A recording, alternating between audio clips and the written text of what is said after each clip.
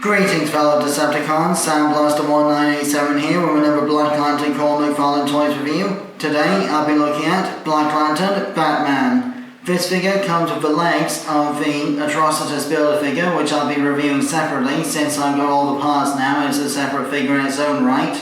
So, without further ado, as you can see, Batman is very well represented here in his Black Lantern zombie form, based on his classic grey and blue outfit from the 1980s era. So, as you can see, the shoulders have been spiked up like so. The ears and the cowl are a bit shorter than usual. And he's still got all the usual range of articulation that you'd expect from a McFarlane figure. So, ball joint of the neck for a full expressive range of motion. Sort of butterfly slash shoulder rolling kind of joint of the shoulder, plus the usual universal forward and back and 360 degree shoulders for restricted by the solid rubber cape.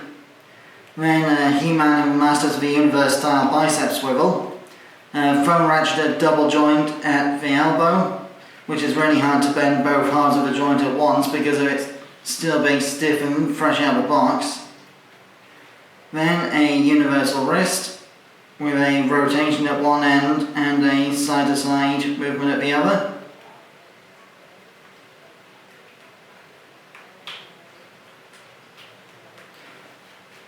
The usual McFarlane mid-torso ab crunch ball joint. Nothing in the waist due to the way the sculpting works. Universal hips for slightly hindered by the sculpting of the backside, as with all McFarlane figures.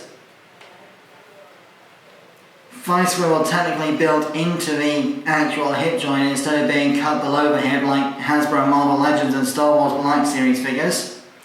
Then, again with the faux ratchet jointed double knee there. Universal ankles with plenty of tilting and rotating motion. And the usual McFarlane toe hinge for on the back foot poses, which is somewhat interfered with in this case due to the sculpting of Batman's boobs. For size comparison, here is McFarlane Toys' Blackest Night Batman next to Hasbro's Age of Apocalypse X-Men Cyclops, so you can see the difference between Hasbro and McFarlane Toys' usual scale, with McFarlane being 7 inch as opposed to 6 inch like Hasbro. Legacy Evolution Tarn from the Transformers line, who is slightly taller than Cyclops but not as big as Batman. I'll be reviewing Tarn in a couple weeks' time from now.